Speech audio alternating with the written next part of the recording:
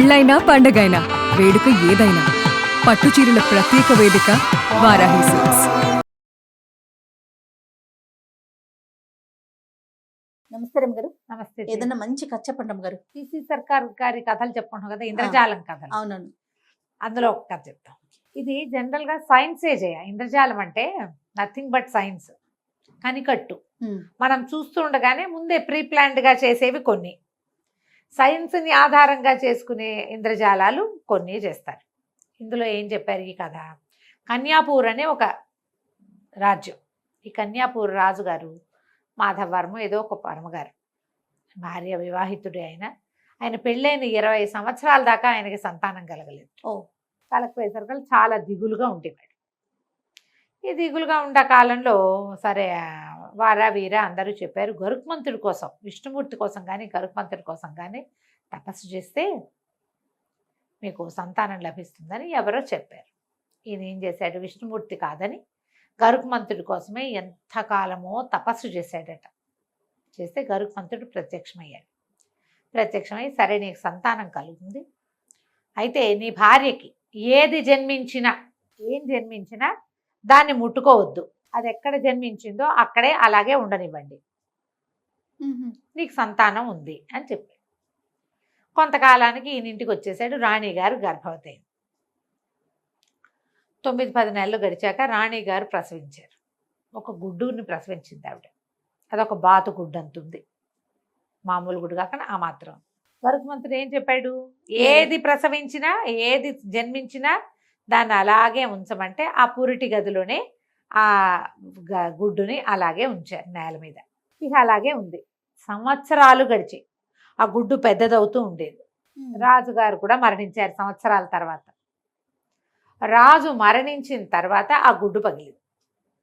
అందులో ఇచ్చి చక్కటిగా రాజోచితమైనటువంటి బట్టలు వేసుకున్న 2 యువకులు బయటకు వచ్చారు. ఆ గుడ్డులో ఇంత పెద్ద గుడ్డ అయిపోయింది అది, 2 మనుషులు పట్టేంత గుడ్డ అయింది అది. అందులోంచి 2 చక్కగా సన్నగా పొడుగ్గా అందంగా కళగా ప్రకాశవంతంగా ఉన్న కుమారులు, రాజోచితమైన, రాజుగారు ఎట్లాంటి బట్టలు వేసుకుంటారు అట్లాంటి బట్టలతోటి యోధాగ్రేసరులాగా కనపడుతున్న వాళ్ళిద్దరూ బయటకు వచ్చారు.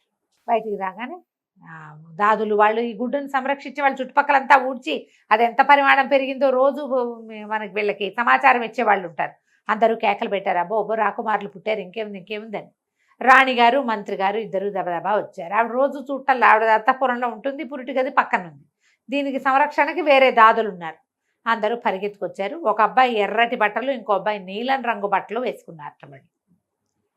వీళ్ళుగా తల్లిని చూసేసరికి నమస్కారం చేశారు. మా మంత్రి గారికి దండం పెట్టారు. నా పేరు రక్తకుమార్ ఒకడు, నీలకుమార్ ఒకడు, బట్టలు తగ్గట్టుగా పేర్లు ఉన్నాయి. నేను రక్తకుమార్ని, నేను నీలకుమార్ని అని చెప్పారు. అక్కడి నుంచి సరే అయ్యో మీ తండ్రి గారు గతించారు నాయన, ఇంత అదృష్టాన్ని ఆయన చూడలేపారు, ఆయన తపస్సు యొక్క ఫలితం మీరు అవట అది ఇదని కబుర్లు చెప్పారు. సరే తీసుకొచ్చుకున్నారు బయటికి. వాళ్ళకి ఏదో తెన్నో తాగనో ఏర్పాట్లు చేశారు. సరే తండ్రి గారు గతించారు కాబట్టి పట్టాభిషేకం చేస్తామన్నారు. మా ఇద్దరికీ పట్టాభిషేకం చేయండి అన్నారు అబ్బాయిలు. ఇద్దరికీ చేయాలనేసరికలు ఇద్దరికీ పట్టాభిషేకం చేస్తామంటే అనేసరికలు ఎవరి బుక్కకి వాళ్ళకే పట్టాభిషేకం అన్నారు అబ్బాయిలు. దీన్ని 2 భాగాలు చేయండి, ఎవరి భాగం వాళ్ళకి ఇచ్చేయండి రాజ్యాన్ని, మా భాగానికి మేము అవుతాం అనేసరికలు మంత్రి ఆశ్చర్యపోయాడు. ఇప్పుడు ఎట్లా చేయాలి? 2 కుమారులు పుడతారని ఎప్పుడు ఊహించలా, ఒక కుమారుడు అనుకున్నారు. అసలు అది ఏమవుతుందో వీళ్ళకి తెలియదు. అసలు కుమారులు వస్తారో ఏమిటి వస్తుందో అందులో పెద్ద గరుత్మంతుడు బయటకు వస్తే వీళ్ళు చేయగలిగేది ఏముంది? సుకుమారులు వచ్చారనే సంతోషం కాస్త విభజన అనగానే భయం వేసింది. ఇది కన్యాపూర్ చాలా పెద్ద రాజ్యం. దీన్ని 2 ముక్కలు చేయటము అంటే దాని మీద బోల్డ్ డిస్కస్ చేస్తే రాకుమారులు అన్నారు, ఆస్తులు సగం, రాజభవనం సగం, రాజ్యం సగం. సరే పోనంత కొంతమంది న్యాయాధిపతుల్ని, నగర పెద్దల్ని, ప్రముఖుల్ని పిలిచారు. అన్నీ మాట్లాడుకుని అన్నీ లిస్ట్ అవుట్ చేశారు, ఏవేవి రాజరికపు ఆస్తులు అవన్నీ కూడా. 50-50. అయితే ఒక జడ్జి గారు చాలా పెద్ద ఆయన ఏమన్నాడంటే, అన్నీ బాగానే ఉన్నాయండి, సహజ సరస్సు ఉంది మనకి, సజీవ సరస్సు, జీవ సరస్సు అంటాం, దాన్ని ఎట్లా భాగం చేస్తాం అనేసరికలు రాకుమారులు అన్నారు, ఆ దాన్ని కూడా సగం చేయాల్సిందే, మధ్యలో కట్టేయండి అన్నారు. ఈ సరస్సు ఏమిటి, ఎలాంటిది? దాదాపుగా కొన్ని ఎకరాల మేర విస్తరించింది. అది మధ్యలో కొంత భాగంలో ఇసుక మేటలు, కొన్ని కొండరాళ్ల లాంటివి ఉండి ఆ రెండిటికి చివరి దాకా ఉండి కొంతమేర ఖాళీగా ఉంటుంది. ఒక సరస్సులో నుంచి నీళ్ళు ఇంకో సరస్సులోకి వెళ్తూ ఉంటాయి. సరస్సు మొత్తం ఒకటే, కానీ మధ్యలో ఒక చిన్న ద్వీపం లాంటిది ఉంది. కొండరాళ్ళు అడ్డం ఉండి పూర్తిగా 50-50 చేసేయకుండా 80% దాకా రాళ్ళు ఉన్నాయి. 20% కామన్గా ఉంది ఈ సజీవ సరస్సుకి. ఇప్పుడు దీన్ని ఏం చేయాలి అని బాగా ఆలోచించారు. ఏముంది, ఆ కాస్త కోన ఉంది కదా, ఆ కోనని ఒక వంక మిగిలింది, ఓ డొంక లాంటిది. డొంకని రాళ్ళు పెట్టి మూసేస్తే ఆయన భాగం ఆయనకి, ఈయన భాగం ఈయనకి అన్నారు. ఇందులో ఒక ప్రాబ్లం ఉంది. ఈ జీవ సరస్సులో 2 కొసలన 2 ఊటలు ఉన్నాయి. ఈ ఊటలు ఏమిటి, అనేక రకమైన ఖనిజాలు లవణాలు ఊరుతూ ఉంటాయి. మహావిషాలు అవి. ఈ కామన్గా ఉండటం వల్ల దీని విషయానికి ఇది విరుగుడు, దాని విషయానికి ఇది విరుగుడు, నీళ్ళు అటు ఇటు కదులుతూ ఉంటాయి. పైగా ఇది సంవత్సరంలో 2 నెలలు పూర్తిగా బిగిసిపోతుంది, మంచు అయిపోతుంది. కన్యాపూరు కాశ్మీర్ రాజ్యానికి దగ్గరగా ఉంది, నడవచ్చు దాని మీద, మొత్తం బిగిసిపోతుంది. బిగిసిపోయిన దాన్ని ముక్కలు చేయడం సులువే. ఎప్పుడైతే అది ప్రవాహంలోకి వచ్చిందో దాని విషయం దానికి విషం అవుతుంది, దీని విషయం దీనికి విషం అవుతుంది. ఒకదానికొకటి సమాధానం చేసే అవకాశం ఇంకా ఉండదు. ఏం చేయాలి అని తన్నుకులాడారు బాగా. రాకుమారులు సగం చేయవలసిందేనని పట్టుపట్టారు. ఈ రాజ్యంలో ఉన్న నగర పెద్దల్లో ఒక ఇంద్రజాలం తెలిసినటువంటి ఒక మంత్రి గారు ఉన్నాడు. ఆయన అన్నాడు, నేను రాకుమారులను నేను ఒప్పిస్తాను, కొన్ని రోజులు గడపండి. రాజుగారు చనిపోయిన ఇంతకాలానికి రాకుమారులు పుట్టారు, మనం అంతా వెర్రిగా పండగలు పడపాలు చేసుకోవద్దు, అందరం కామన్గా ఉండగానే పండగలు చేసుకుందామని పండగలు చేయించారు. రాకుమారులు ఇద్దరు ఉత్సాహంగానే ఉన్నారు.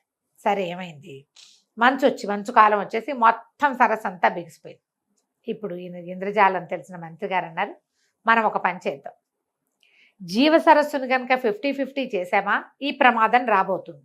ఎందుకంటే 2 పక్కల విషతుల్యమైన జలాలు ఉన్నాయి కాబట్టి. ఊటల్ని మనం ఏం చేయలేము, సహజ సిద్ధమైనవి అవి. సరస్సునే అడుగుదాం. 50-50 అవడానికి సరస్సుకి ఇష్టం ఉందో లేదు, ఎందుకంటే ఆ జీవ సరస్సే మనకి జీవనాధారం. 2 నెలలు నీళ్లు లేకపోతే జనాలు ఐసు ముక్కలు కరగబెట్టి వాడుకోవటము, నీటి నిల్వలు ఎవరి ఇళ్ళకి వాళ్ళు, ఎవరి కాలనీలకు వాళ్ళు, ఎవరి వీధులకు వాళ్ళు చేసుకుని పెట్టుకుంటారు. సంవత్సరం అంతా జాగ్రత్త పడతారు. 2 నెలలు నీళ్ళు లేకపోయినా మేనేజ్ అవుతారు. తర్వాత 10 నెలలు అదే వీళ్ళ పంటలకి, వీళ్ళ తోటలకి, వీళ్ళ రెగ్యులర్ అవసరాలకి సజీవ సరస్సు ఆధారం. సరే, రాకుమారులు ఇద్దరిని తీసుకెళ్ళాడు జీవ సరస్సు దగ్గరికి. తీసుకెళ్ళి జీవ సరస్సు అంతా ఐస్ అయిపోయింది కదా, మధ్యలో గొడ్డలతోటి కొట్టించి ఒక ఇంత పెద్ద ఐసు దిమ్మ తీయించారు. ఆ దిమ్మని పట్టుకొచ్చారు, మోసుకొచ్చారు. ఈయన ఏం చేశాడు, అటోటి ఇటోటి 2 దిమ్మలు లాంటివి పెట్టి ఆ దిమ్మల మీద ఈ రైసు బార్ని పెట్టి నేనేం చేస్తాను, అక్కడి నుంచి ఏం చేశాడు, ఒక ఇంత బరువైన దాన్ని, ఒక ఇనప వస్తువుని ఇనప తీగలతోటి కట్టేసి ఆ తీగని ఈ బార్కి మధ్యలో వేసి కట్టాడు. ఆ బరువు ఇట్లా మధ్యలో ఒక 2 దిమ్మల మీద ఉందంటే కింద గ్యాప్ ఉంది కదా, ఇప్పుడు మధ్యలో పెట్టిన వస్తువు అవుతుంది, బరువుకి వేళ్లాడుతుంది. నేను చూడండి, సజీవ సరస్సు తాలూకు ఐసు ముక్క ఇది, హిమ శకలం. ఈ శకలానికి ఏం కట్టాను నేను, ఇనప తీగ పెట్టి ఇంత బరువు కట్టాను. బరువుకి మంచు తెగి కిందకు వచ్చేస్తుంది, పగిలిపోతుంది. ఒకవేళ జీవ సరస్సు కనుక సగం అవడానికి ఒప్పుకుంటే ఈ ఐసు దిమ్మ ఏదైతే ఉందో ఇది 2 ముక్కలు అవుతుంది. సజీవ సరస్సుకి ఇష్టం లేదనుకోండి, అప్పుడు ముక్కలు అవ్వదు. ఏమంటారు అంటే సరేనన్నారు. రాకుమారులు నవ్వుతూ నుంచున్నారు. అక్కడి నుంచి ఇంత పెద్ద బరువు కట్టారు. ఈ ముక్క ఐసు ముక్క కోసేస్తోంది, ఇనప తీగ పెట్టి కట్టారు కదా, ఆ తీగ కోసేస్తోంది. క్రమంగా బరువు పెరిగి టప్పమని ఆ ఇనప వస్తువు కింద పడిపోయింది. కానీ ఐసు దిమ్మగానే ఉంది. తెగింది, తెగటం వల్లే ఆ వస్తువు కిందకు వచ్చింది, తాడుతో సహా కిందకి వెళ్ళిపోయింది, కనపడుతోంది ప్రత్యక్షంగా. దిమ్మ మాత్రం పగల్లా. వెళ్ళిపోయారు అందరూ. రాకుమారులు అన్నారు, చాలా బాగుంది, బ్రహ్మాండంగా ఉందని చప్పట్లు కొట్టారు. చూసారా, జీవ సరస్సుకి ఇష్టం లేదు, సగం అవటం ఇష్టం లేదు చెప్తోంది సమాధానం అన్నాడు మంత్రి. రాకుమారులు ఇద్దరు నవ్వారు. జీవ సరస్సుకి ఇష్టం లేదు, పరమేశ్వరుడు కూడా ఇష్టం లేదు. ఎందుకంటే ఇది 2 భాగాలు కాదు, ఇద్దరం కాదు, ఒక్కళ్ళమేనని ఆ రక్తకుమారుడు ఆ నీలకుమారుడిలో కలిసిపోయాడు. వాళ్ళిద్దరూ ఒక్క కుర్రాడుగా కనపడ్డారు. మన బ్లడ్లో రక్త నాళాల్లో ఒకటి నీలంది, ఒకటి ఎర్రది ఉంటుంది. వాళ్ళిద్దరూ అట్లాంటి వాళ్ళు అన్నమాట. మన ప్రజలు ఇక్కడ ఉన్న పాలన యంత్రాంగం ఎంత తెలివైందో తెలుసుకోవడం కోసమే ఈ పని చేసాం. మంచు ముక్క కోసినా ఆటోమేటిక్గా చల్లదనానికి మళ్ళీ అతుక్కుపోతుంది, అది తెగదు. మంచును మనం చిత్తకొట్టగలం కానీ తెగ్గొట్టలేం. బరువు వేసి తెగొట్టినా బరువు దానంతట అది అతుక్కుపోతుంది. కింద భాగానికి వస్తుందా తీగ కిందకి, పైముక్కకి అతుక్కుపోతూ ఉంది. కిందకు వచ్చి అది కింద పడిపోయింది, అదే ఆటోమేటిక్గా అతుక్కుపోయింది కాబట్టి ఇంకా విరగలేదన్నమాట. అక్కడి నుంచి ఏం చేశారు, ఈ కన్యాపూరు రాజానికి ఈ నీలరక్త కుమారుడే రాజు అయ్యాడు. ఒక్కడే కదా. ఈ ట్రిక్ వల్ల ఇది ప్రూవ్ అయింది. ఈ ట్రిక్ ఎక్కడి నుంచి వచ్చింది? సైన్స్. ఎస్, ఇంద్రజాలపు ట్రిక్ తోటి ఈ కథ సుఖాంతమైంది, ఈ సమస్య తీరిపోయింది. లేకపోతే అప్పటిదాకా ఆస్తులన్నీ సెపరేట్ చేశారు, జీవసరస్సును సెపరేట్ చేస్తే ఆ కన్యాపూర్ 2 ముక్కలు అయిపోయింది. అది అవ్వకుండా ఉండిపోయింది. కథ కంచికి మనం ఇంటికి. బాగుందండి. నమస్తే. నమస్తే.